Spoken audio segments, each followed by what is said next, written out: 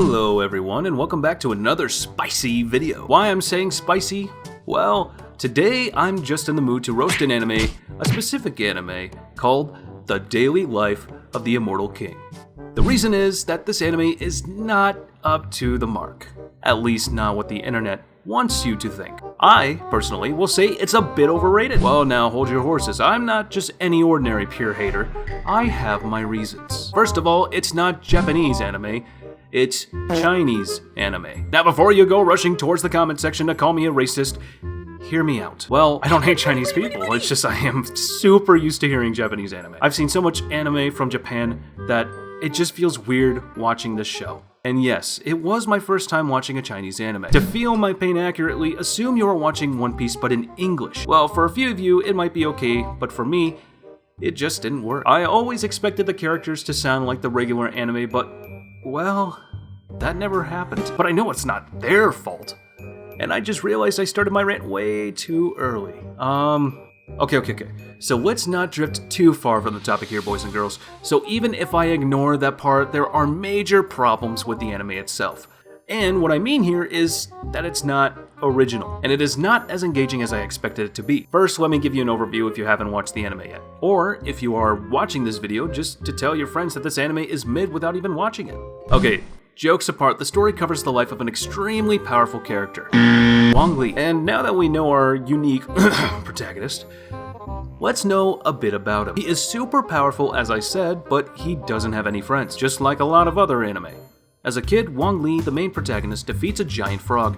And when I say he was a kid, I mean he was 4 years old. Which is crazy if you think about it. And this specific past of Wang Li is pretty cool. He doesn't have any sad past in particular, he just doesn't have any friends because that's what he wanted. We will talk about it later. Talking about the anime, I'm not going to lie. The first few episodes were engaging and I loved it, despite not liking the voice of the characters. But from episode 4, the anime goes, downhill. If you've watched Psyche K, you will find many similarities. Even if you look at the name, the Japanese counterparts start with the same type of name. And I don't think it's a coincidence. Not one bit. The disastrous life of Psyche K, and here we have the daily life of the Immortal King. Isn't it a bit similar? Well, the similarities don't stop there.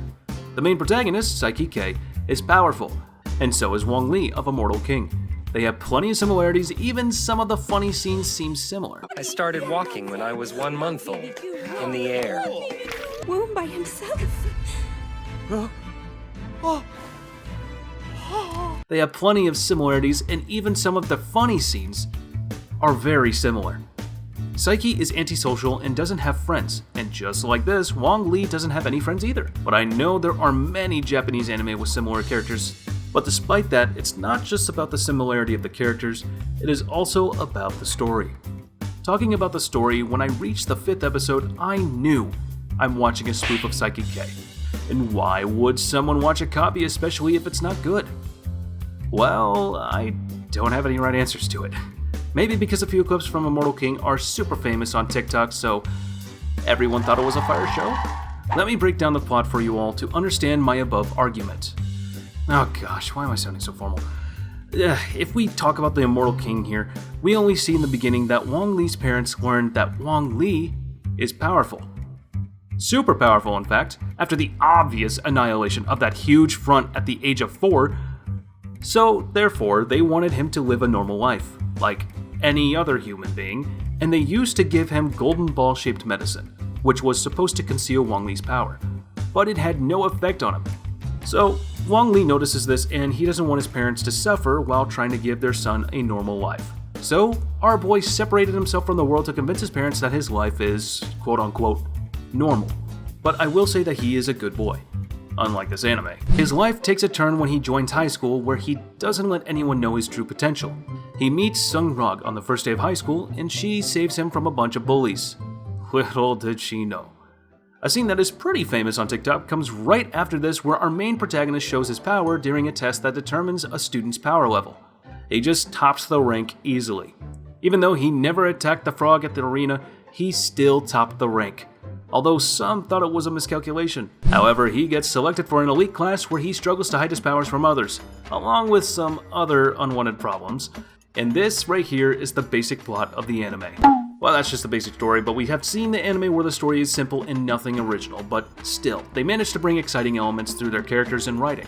But sadly, this is not the case with the Immortal King. The first 4 episodes are fine, but after that, this just goes downhill.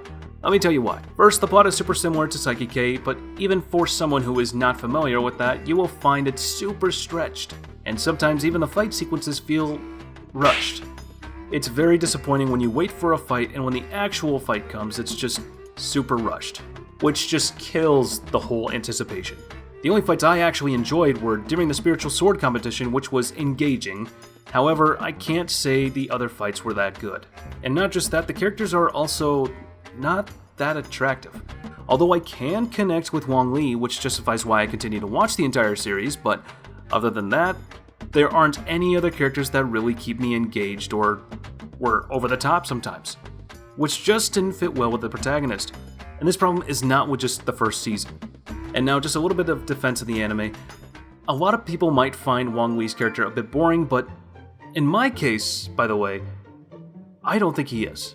I mean, he isn't so expressive, but he has the power to control literally everything around him. Doesn't that sound a little fun? But anyways, I checked some reviews after watching the show, and I was surprised by the number of people loving it. And maybe people are just ready to call a show fire if it has 1 or 2 cool sequences. But cool sequences don't save the whole plot. Talking about the cool sequence, there are some good qualities too. A lot of you might be thinking that this guy just wants to spread hate. So no, that's not my intention here. I think I have to stop clarifying everything. So moving on, I liked the first 3 to 4 episodes. After that, it was still watchable. The things which made the series an average watch for me though were the animation of the show and a few comic scenes. I really enjoyed the consistent animation quality from start to end though, and also the comic scenes were well done. Yes, there were some bad scenes too, but overall the comedy saves most of the bad story and makes it an average watch. So in conclusion, my impressions are mixed for the series. The first 4 episodes were consistently good, but then some episodes were just average, with some good sequences in between the bad episodes. So it's like a roller coaster ride. The show starts well and eventually fails to be as engaging as the first 4. Now let's talk about the real thing. Is this anime worth watching? Well, I will say, don't waste your time here.